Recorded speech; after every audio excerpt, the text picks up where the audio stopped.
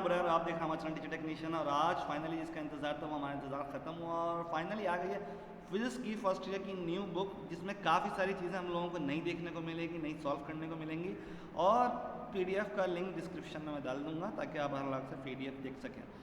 तो बहुत ही अच्छी क्वालिटी में बुक निकाल के बाकी जब पेज पे आती है देखते हैं कैसी होती है। साथ में चैप्टर्स जो हमारे होने वाले हैं, जो मैंने पिछली वीडियोस में भी शुरू में बता चुका हूँ कि 14 चैप्टर होने वाले हैं हमारे पास यहाँ से लेकर यहाँ तक। जिसमें से नया चैप्टर्स की बात करें तो हमारे पास फ्लूइड स्टैटिस्टिक्स, फ्लूइड डायनामिक्स दोनों नए चैप्टर आने वाले हैं। डीसी सर्किट हमारे पास थोड़ा सा नया होने वाला है।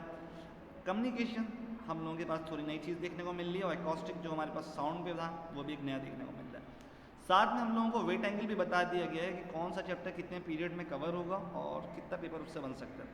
पेपर बने ना बने ये तो थोड़ा सा मुश्किल है, लेकिन कितने पीरियड लगेंगे ये टीचर्स के लिए फ़ायदेमंद है ये बताने के लिए। तो चैप्टर 1 से बताते हैं। सबसे पहला चैप्टर फिजिक्स एंड मेजरमेंट है। इसमें हमारे पास बेसिक क्वांटिटीज़ को बताया गया है, कौन कौन सी फिजिक्स की ब्रांचेस जो आगे डिटेल में पढ़ने वाला है। जैसे हमारे पास थर्मोडायनामिक्स, ऑप्टिक्स, क्वांटम मैकेनिक्स और रिलेटिविटी के बारे में बहुत डिटेल में पढ़ेंगे आगे जाके सेकेंड ईयर में भी और उस बुक में भी। अच्छा, फिर आगे हमारे पास इसके यूनिट आते हैं जो हमने 9 में पढ़े हैं। फिर उनके बाद उनकी मेजरमेंट टेक्निक्स आती हैं कि किस चीज़ों से उनके मेजरमेंट किया जाता है, किस तरह कन्वर्ट किया जाता है। जिससे फॉर एग्जांपल हम करंट को मेजर करने के लिए यूज़ कर रहे हैं तो करंट मेजर कर सकते हैं हम एम्प मीटर से, वोल्टेज वोल्ट मीटर से, रेजिस्टेंस ओम मीटर से, और वोल्टेज या फिर इस तरह की चीज़ तो हम सीआरओ से भी मेजर कर सकते हैं, कैथोड रे ऑसिलोस्कोप से। फिर डायमेंशन एक टॉपिक आएगा जो बच्चों ने 9 में नहीं पढ़ा होगा, लेकिन ये काफ़ी अच्छा टॉपिक है और काफ़ी हद तक बहुत इंपॉर्टेंट होता है डायमेंशंस के हिसाब से। तो पहला चैप्टर जो हमारा ख़त्म होगा इन सब के बाद ले दे के तकरीबन कितने पेज पे हो रहा है भाई? 25वें पेज पे हमारा पहला चैप्टर खत्म है, यानी 24 पेज का पहला चैप्टर आया। पहले भी मैंने पहले चैप्टर पे एक वीडियो बनाई थी, लेकिन साफ बात है उससे थोड़ा सा कम कर दिया गया। और ये रहा वेट एंगल, यानी 8 पीरियड इसको रिक्वायर्ड होंगे। वेट एंगल इसका 5 का रखा है। Kinematics, kinematics scalar vector quantities, और फिर जाके इसमें थोड़ा सा वेक्टर्स को ज़्यादा डिफाइन किया गया क्योंकि स्केलर में हमारे पास ज़्यादा कुछ करने के लिए नहीं होता। फिर यहाँ पे डेरिवेशंस, डिफरेंट डेरिवेशंस, और काफ़ी सारी डेरिवेशंस देखने को मिलने वाली है इस वाली बुक में। जो हमने मैट्रिक की बुक पढ़ी उसमें डेरिवेशंस का नामो निशान तकरीबन ख़त्म हुआ था, लेकिन इस बुक से वापस डेरिवेशन के अंदर एक नई जान आ जाएगी और डेरिवेशंस बिल्कुल स्टार्टिंग से हमें नई नई देखने को मिलेगी। तो तकरीबन 6-7 डेरिवेशंस इसमें मिल जाएंगी आपको।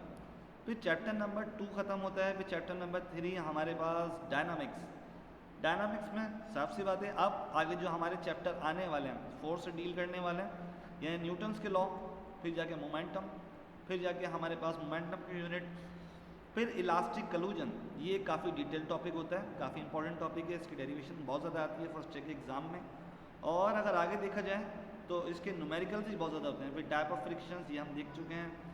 फिर यहाँ पे एक फ्रिक्शन की भी छोटी सी डेरिवेशन आएगी कि एंगल किस तरह से क्रिएट होता है किसी फ्रिक्शन के रिस्पॉन्स में। फिर आगे की अगर बात की जाए तो वैसे ये चैप्टर बहुत लंबे लंबे हैं। फिर रोटेशनल वाला हमारा centripetal acceleration, centripetal motion, force and gravitation, ये सब चीज़ें हमारे पास इस पर आती हैं। जल्दी जल्दी इसको आगे बढ़ाते हैं ताकि देख सकें, जल्दी से जल्दी वीडियो में कवर किया जा सके। काफ़ी चीज़ें नहीं हैं इसमें। फिर हमारे पास आ गया वर्क, एनर्जी एंड पावर। उसमें से काफ़ी चीज़ें आप लोगों ने 9th की बुक में पढ़ी नहीं है, लेकिन काफ़ी चीज़ें यहाँ पे बिल्कुल नहीं पढ़ेंगे। जैसे इंटर कन्वर्जन ऑफ एनर्जी, जैसे वर्क हमारा जब चेंज होता है काइनेटिक एनर्जी से पोटेंशियल एनर्जी में या पोटेंशियल एनर्जी से काइनेटिक एनर्जी में, तो कौन सी इक्वेशन ड्राइव होती है, और टोटल वर्क डन हम लोग किस तरह से बताते हैं कि किस तरह से चेंज होता है हमारे पास। फिर इस चैप्टर में भी डेरिवेशंस काफ़ी सारी हैं। इस साल आपको डेरिवेशंस खुल के मिलने वाली हैं, और ऑर्बिटल वेलोसिटी भी देखने को मिल रही है। 9 में एक टॉपिक था, काफ़ी टीचर्स ने छुड़वा दिया था, काफ़ी टीचर्स ने डिटेल में पढ़ाया था, मैंने तो पढ़ाया था भाई चीज़ को। फिर हमारे पास पावर की डेरिवेशन, फिर हमारे पास डिफरेंट डेरिवेशंस, और ये चैप्टर यहाँ पे आके ख़त्म होता है। फिर हमारे पास नया चैप्टर फ्लूइड स्टैटिस्टिक्स।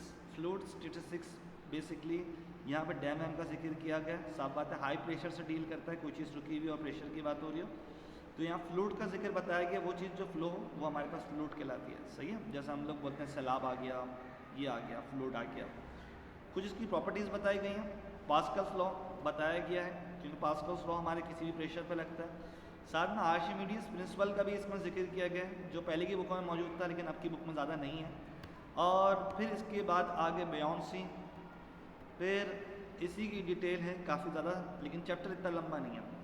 फिर इसके बाद है हमारे पास फ्लूइड डायनामिक्स, स्टैटिक रुका हुआ, डायनामिक्स मूविंग, यानी एक चीज़ घूम रही है लेकिन मुसलसल मूव कर रही है। इसकी भी काफ़ी सारी डिटेल है। और दूसरी बात ये टॉपिक ऐसे हैं जो हम लोगों ने बहुत बाद में जाके पढ़े हैं, यानी ग्रेजुएशन लेवल में पढ़ते थे, लेकिन आप लोग शुरू से पढ़ रहे हैं तो एडवांसमेंट की तरफ आ रहे हैं। अब अगर ये चीज़ सही से पढ़ लेते हैं तो आपके लिए बहुत फ़ायदेमंद होता है। यानी आप जब यूनिवर्सिटी लेवल में पढ़ रहे होंगे तो आपके पास काफ़ी चीज़ें फेमिलियर होंगी, लेकिन हम लोगों ने जब यूनिवर्सिटी लेवल में पढ़ा था तो हम लोगों के लिए चीज़ बिल्कुल नहीं थी। तो अभी जो बच्चा सेकंड ईयर में पढ़ के आ रहा है, फर्स्ट ईयर में पढ़ के आ रहा है, उसकी एडवांसमेंट और अभी की एडवांसमेंट में बहुत फ़र्क होगा। फिर हमारे पास आ रही इलेक्ट्रिक फील्ड। इलेक्ट्रिक फील्ड जैसा हम लोगों ने इलेक्ट्रिकलिटी का चैप्टर पढ़ा था मैट्रिक क्लास में, कूलम्स लॉ हो गया और तरह तरह की चीज़ें हो गई, कूलम्स लॉ की डेरिवेशन हो गई। फिर इसके बाद इलेक्ट्रिक फील्ड हो गई, फिर हमारे पास electric field on the point charge particle हो गई, इलेक्ट्रिक डायपोल, काफ़ी लंबी लंबी डेरिवेशंस, इलेक्ट्रिक फ्लक्स, ये सब चीज़ें आपको देखने को मिलेंगी। जल्दी जल्दी इसको आगे बढ़ा के एक बुक को कंप्लीट कर रहा हूँ। कैपेसिटर पे पूरा एक चैप्टर है, यहाँ पे हर तरह का कैपेसिटर पड़ा हुआ है।